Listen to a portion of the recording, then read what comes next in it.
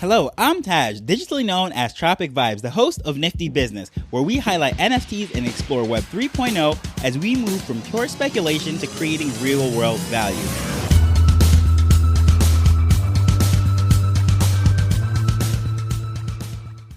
What do Classmates.com, Black Planet, Lunar Storm, Bolt.com, 6 Degrees, Habbo, Friendster, LinkedIn, High Five, Zing, and MySpace have in common?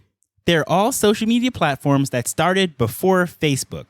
LinkedIn and MySpace are probably the only two on this list that you'll probably recognize, despite they all started before Facebook. And tying in with yesterday's episode, there's a saying in business that pioneers get slaughtered and settlers get rich.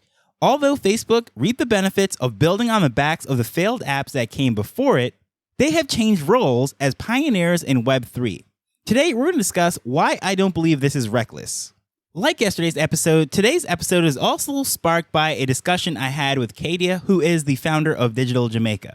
So at this point, it is no secret, I've even covered it many times, that Facebook, or I should say Meta, the parent company, is spending a whopping $10 billion on this year alone investing into the metaverse and Web3 technologies, despite not having any sort of profit from it. And of course, this has a lot of people thinking that they are absolutely just blowing through money and they're being reckless and desperate, just trying to hold on to whatever relevance they might have. Now, I open this thing up by saying that pioneers get slaughtered and settlers make money. Well, in case you're not familiar with that saying, what that means is the pioneers, the first one into a land or into a market, they're the ones who are taking on all the danger. And of course, that came from the age of exploration when people are, let's say, making cross-Atlantic voyages to come to the quote-unquote new world, and those people are dying of sickness at sea. They get onto the new land, they don't know how to farm, all those different things, all the hazards are taken on by them, and then the settlers come on the next wave that look at all the mistakes that they learned and they built on that, and of course they set up the farms. They start to reap all the benefits of sending the raw materials back, and they make massive fortunes. So the same thing happens in business. A lot of the time, these failed businesses come out, then the second wave of businesses that come in that particular industry learn from what they did wrong, and then they build on it, and they're the ones who go on to make fortunes, and they're the ones that are remembered in history.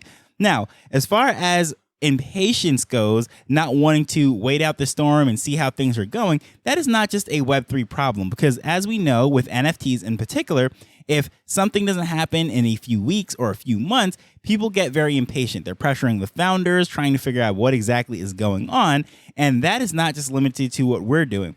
This is something that's very prevalent on Wall Street.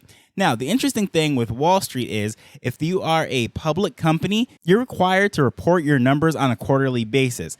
Therefore, 4 times per year, they're analyzing all of your numbers, seeing what's going on, and seeing if you're matching these benchmarks or meeting expectations as to how much profit is being made. They're comparing various companies in the same sector. So, for example, they're going to compare Facebook with Twitter and all sorts of other tech and communications apps to see what those numbers are like, and they compare them across the board. And when they see massive spendings of $10 billion that's not necessarily connected to any kind of revenue coming in, that gets people very worried. And they start to panic and they downgrade the stock, they downgrade the company. They say that the founders, the CEO, in this case, Mark Zuckerberg, has lost their mind, has lost their touch, needs to be replaced. So there's actually a lot of pressure to replace him. But this is not something that is just limited to Wall Street. Short-term thinking and just trying to get to the next period, whether it is the next quarter, as with these publicly traded companies, or even as what we see over in politics, for example, not going into all the details, but in most cases, there's going to be elections. And in democracy or a republic, whatever it might be, that the leaders are replaced. And a lot of the times you're going to see that people are very impatient with the directions of going. So you'll notice that in some countries where they have a long-term leader that's not being replaced every 2, 3, 4 years, whatever, they tend to have a lot more long-term visions, a lot of long-term construction projects, directions for the economy and the country and the culture. And even if you look at China, which I'm not saying any form of government is better than the other or supporting anything, but they have like a 100-year roadmap, a 500-year roadmap, some crazy numbers like that, because generally speaking, they know that they're not going to be replaced in 2 years in a midterm election or anything of that nature.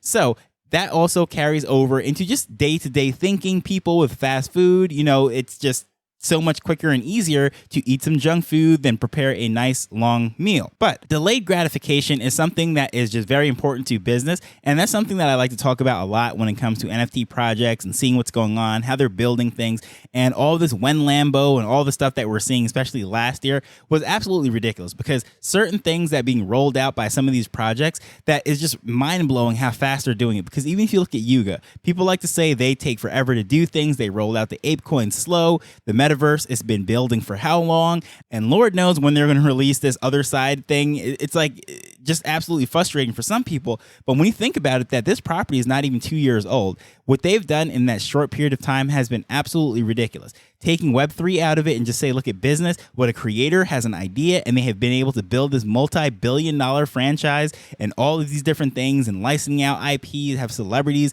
all this stuff in 16 to 18 months. Absolutely mind-blowing, but not impressive in Web3, right? Everything wants to be done yesterday, not in the future.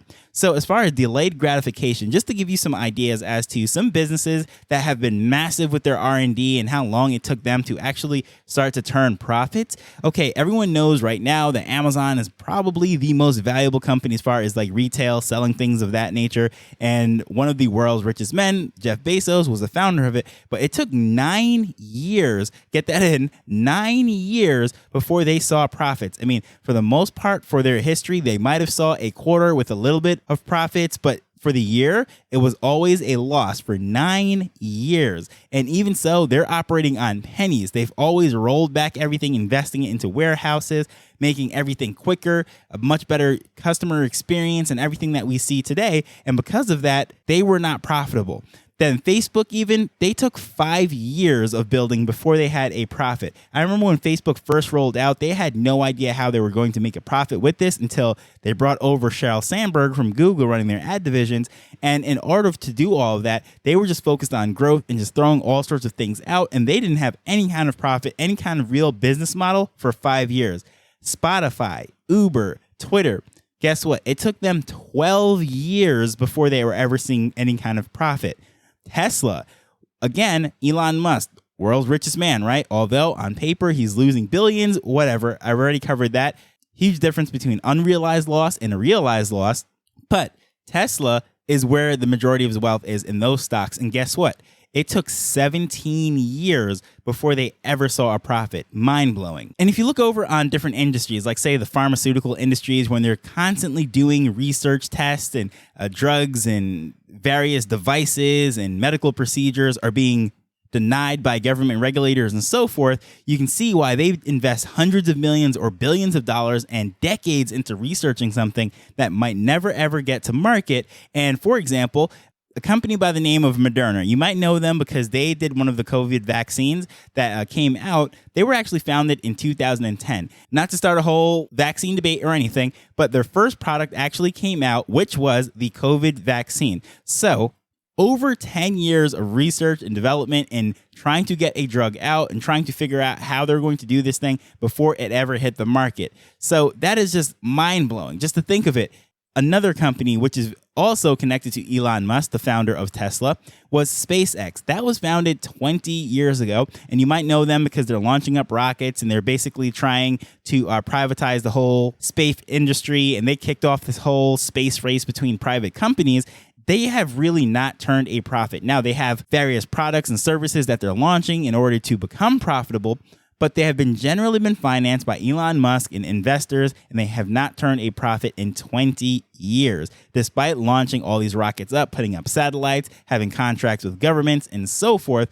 But looking at it, a long-term vision as to what this company should be in the minds of the founders. And if you listen to Elon Musk speak about this thing, it's pretty mind-blowing. Some people say he's absolutely crazy, but long story short is he believes that humanity needs to be explorers and we need to basically settle Mars and so forth. And his goal is to die on Mars. And of course, that is a long-term vision. Now, again, this might sound crazy, but I'm just saying this is a long-term vision and not short-term thinking. And with delayed gratification is how he expects to get to this goal, absorbing all of those losses, putting his own money into it, financing it, raising funds, and so forth. And he has no intentions of ever going public because he knows that the pressure to meet quarter-to-quarter expectations and all of that is going to derail the long-term plans. So going back to this whole thing, Most visionaries actually run out of time before their dream is ever realized. This is also the case with politicians. They're voted out of office, sometimes 2 years, or in some of these systems, depending which state or country, they could be replaced literally at any time.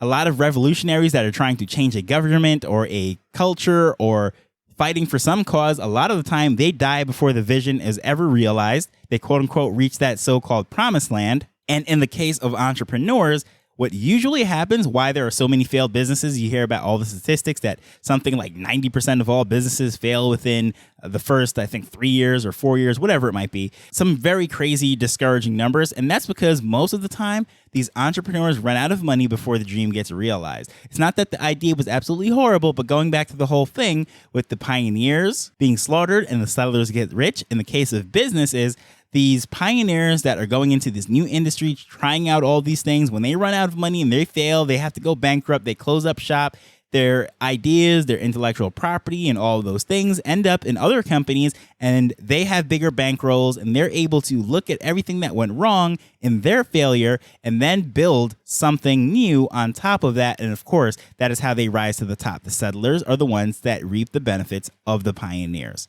And as far back as episode number 43 of this podcast, I spoke about how Meta, and at that time they were still Facebook, well, they plan to dominate in Web3. Now, why did I even bring that up? And it really sounds like everything I've said up to this point makes this idea seem counterproductive, but here's what they had the benefit of seeing. They saw how other apps have come and gone. Even their competition that have come into the space since they dominated have also failed. Some of them just hang on for dear life like Snapchat, but others have completely shut down like Vine.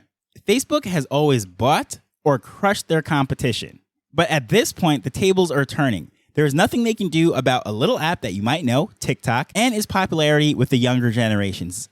Young people, as I've said many times, want nothing to do with Facebook. Their ad division is in absolute trouble because of their squabbles with Apple. And in order to remain a cash cow, a quote-unquote darling of Wall Street, they have to stay a few moves ahead of their competition. They can't just continue business as usual and hope for the best.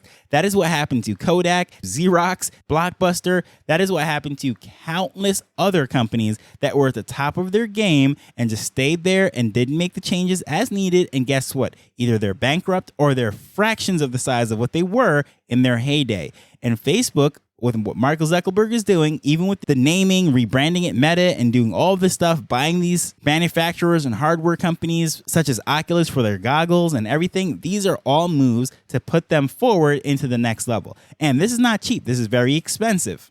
So Facebook or Meta might not be as profitable as they were in their peak.